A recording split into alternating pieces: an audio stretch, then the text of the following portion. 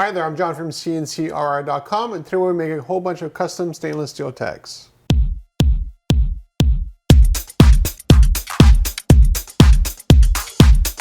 Whenever I do a production run of custom tags, generally I make a whole bunch of extra ones. It just takes a little bit more time, but it's nice to have them in the shop so when a customer has an emergency, I can actually have the tags ready to go immediately instead of going through the whole production cycle all over again. That's what these ones are here. And they have holes in every corner as well. And the reason why there's holes on these tags is because originally when we made them for the customer, a different customer, they were riveting these to their projects. And they're stainless steel because the backing of it was stainless steel. So to prevent galvanic corrosion between different metals that are stuck together, that's why you use the same metal for the tag as you do for the base metal that's behind it, that it sort of adheres to. So in that case there, I made a whole bunch of them, but I also made a whole bunch of them that didn't have the holes. Because initially when you make these tags, they don't have holes. Or the holes are a sort of value add thing, something you add after the tag is actually produced.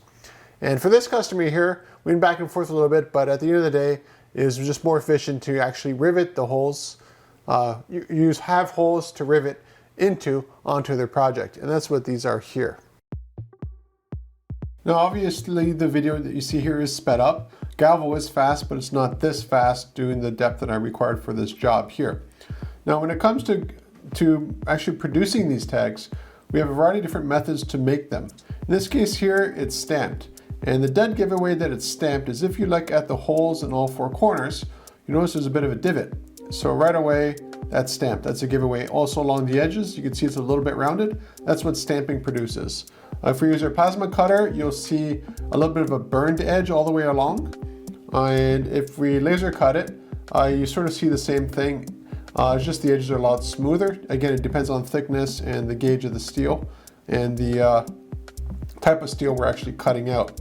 Water jet is a different animal, and on that you actually have an abrasive cutting through the metal. So generally what you'll see is a little bit of almost like a sanded look along all the edges. So again, they all produce basically the same thing, but there's always one machine that's better than the other given the quantity involved and given the price we're doing these at and the amount of etching that's required.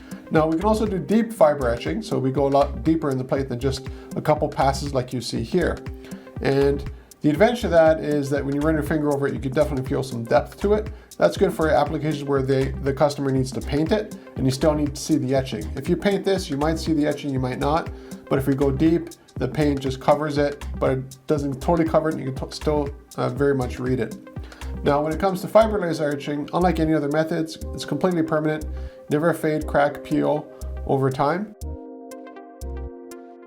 So there is a variety of different ways to actually produce tags like this. And the process you use really depends on the quantity and the gauge, which is basically the thickness and the type of metal that you're using. In this case, it's 304 stainless steel, and it's relatively thin. It's about a little bit thicker than a piece of paper, a little bit thinner than a credit card. And it's totally fine for this application here because they're just riveting it. Even if they're welding it, stainless steel to stainless steel, totally fine at this thickness. You're not gonna have that much warping, really, because the stainless steel would generally just melt into the other material. Now, there are a variety of different ways of doing it. We can plasma cut these, we can laser cut these, we can manually cut them out, and of course, we can also stamp them. And that's what these ones were here. They're done in production run of a couple thousand last time we did it. And that's why I have a whole bunch with holes and a whole bunch without holes. Again, just for speed if other orders come up. What I generally find what happens is, we'll get a job where we do a couple hundred tags, and a month later they'll say, oh, we need another 50 or something like that. And that's always a huge headache because you've gone through all the production cycle to produce these tags, and now that production cycle is basically stopped. And now you got to make a very low quantity at the same price as you made the large quantity. And of course, metal pricing keeps going up and a lot of other issues sort of happen when you do that. So that's why I always do extras, and it comes in real handy. So that's why I got lots of blanks here at CNCKing.com in case these kind of jobs come up. So if you're looking for custom tags, contact me at CNCKing.com. We can make them for you and ship them right to your door. Any size, any gauge or thickness. in any sort of material that you need them made out of.